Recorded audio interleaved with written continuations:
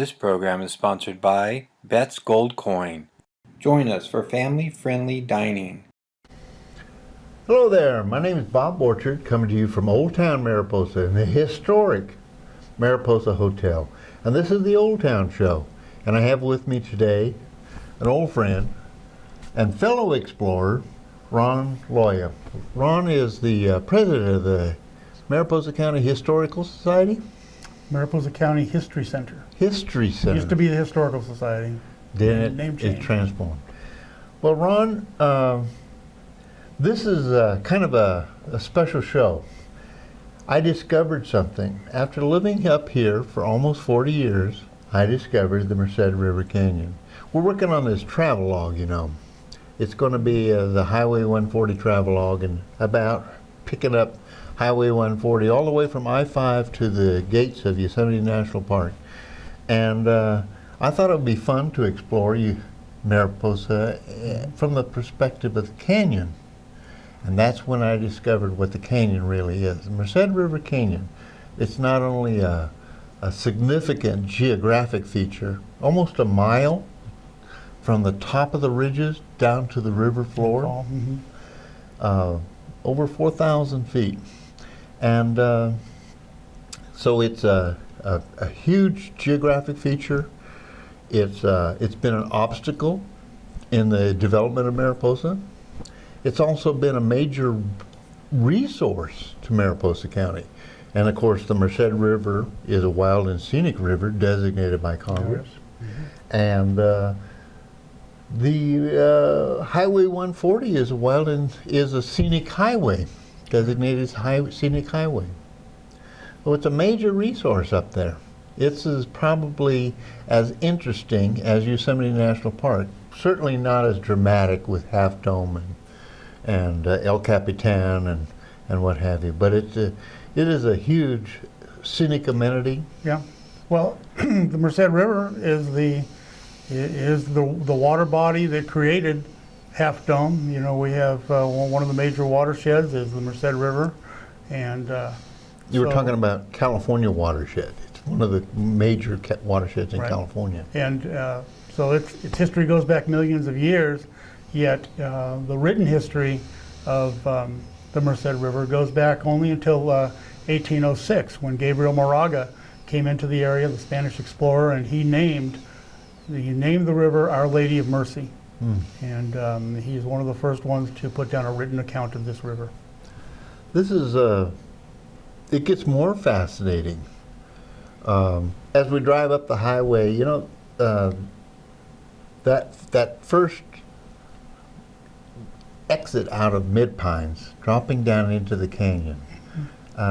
It's a little scary.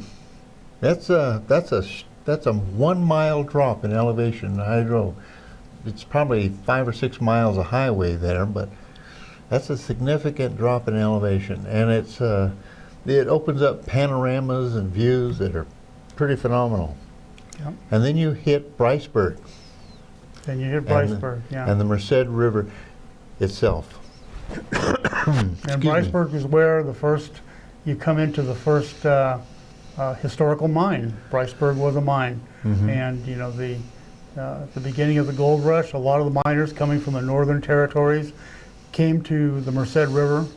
The Merced River had no ferries, had no way to cross it at certain times of the year, so a lot of them stopped then and there and started placer mining. And a lot of the first mines in Mariposa, and what later was Mariposa County, occurred right there on that river.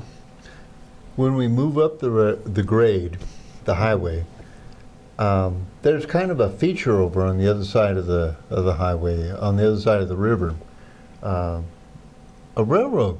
It's an old railroad bed over there. As you're looking across the river from the highway, you need to remember that the highway was a wagon trail for a period of time, and they were going to put, they planned on putting an electric road on the other side. Well, people wonder, what's an electric road? It was going to be one of the first electric railroads in the foothill areas, bringing people from Merced to Yosemite like a trolley National Park.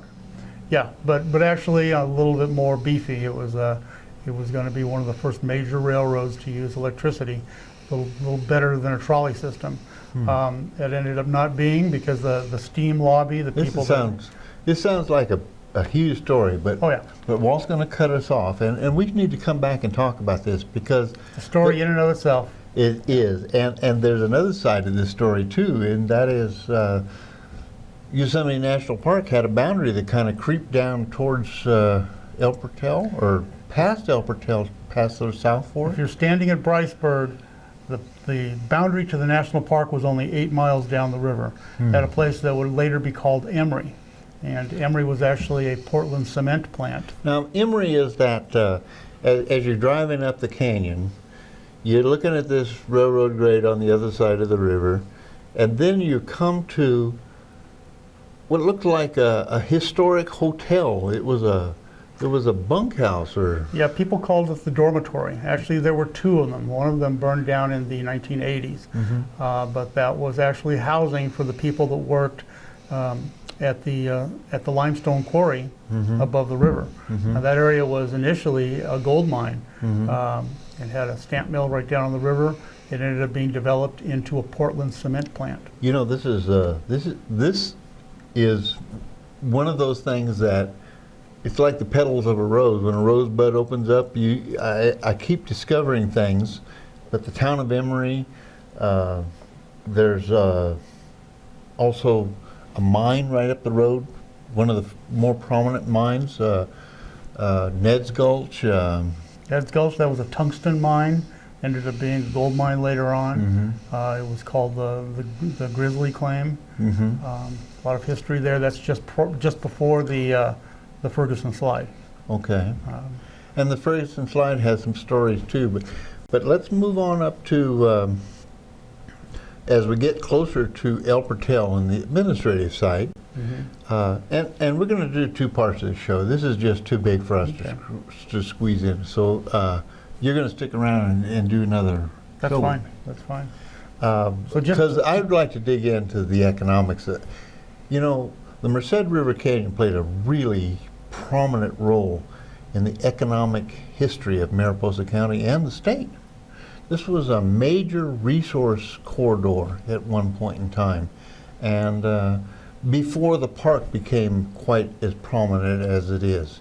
And that historic role is something I'd like to dig into a little bit more in the next episode here. But we'll keep on moving up the line. We're going to approach El Portal. Okay, so let's stop there. Just before El Portal, there's a ranch called the Hennessy Ranch. And it dates back to the 1860s. It was. And how would we recognize it if we were driving it? It's now a trailer park. It was claimed by the National Park to house some of their employees. It's still a trailer park. They grew fruits and vegetables. They had some livestock there. There are still trees there to this day that were growing in the 1850s or 1860s, I should say, that bear fruit. You know, from this ranch, they would take fruits over to Wawona. They would take fruit over the Sierras to Bodie. Really? So this was a very successful ranch, and it supplied a lot of people on the Merced River. So we're talking about a very prominent agricultural asset in Mariposa County. That's right. And of course, that was necessary to feed the miners as well. Correct. And the workers in that canyon. Yeah. And the railroad workers and to feed not only the gold miners, but the tungsten miners and the barium miners. And you know, a lot of people don't know that there are barium mines on the Merced River Canyon. It was one of the purest, highest grade barium deposits in the world at the time that they discovered it. And of course, there was quite a logging operation in that region as well, and we're going to get into that. There's a ton of really fascinating stories here, and that's why we're going to be doing this show in 2 parts. And after we've started digging into this, I think that we're going to be doing some more in-depth, because each one of these features in that Merced River Canyon is worth a show in and of itself. The barium mines, the logging operations, the Sugar Pine Railroad, the Yosemite Well, even the Portland cement facility there, who, most people would think that's a very mundane subject, cement mining, that has a very interesting history in and of itself. So we're going to be coming back and touching on this a little bit more, and in the next segment. But we're also going to be in the future, if you don't mind. I know I'm leaning not at all, on. buddy. And just so folks have some perspective here, I just want to touch on something. Ron is a writer. He's a historian. He's a president of our historic history center. He's also a brewmaster, but that's another story. But the total package here is available at the History Center, and there are documents that you guys, you and Tom and others up there, have been writing and published, and they're available only in our History Center. And so if somebody really is interested in digging into this a little bit more, there are some fascinating historical booklets, so to speak. Yeah, we publish our own books on certain subjects, and there's just a lot more hidden treasures, gems that are in the documents of the vault that are waiting to be uncovered. It's just a matter of taking the time to do it. And I just wanted to make sure that people understand what an asset we have here. That vault, that History Center, has it keeps documents that are of national importance. This is an archive and a treasure trove for historians and everyday people like you and me, like me anyway.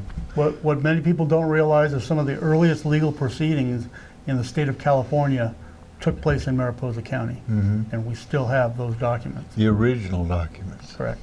Okay. At any rate, I want to thank you for joining us. We're going to be back with another segment on this show, and the fascinating, historic, and economically, geographically prominent Merced River Canyon.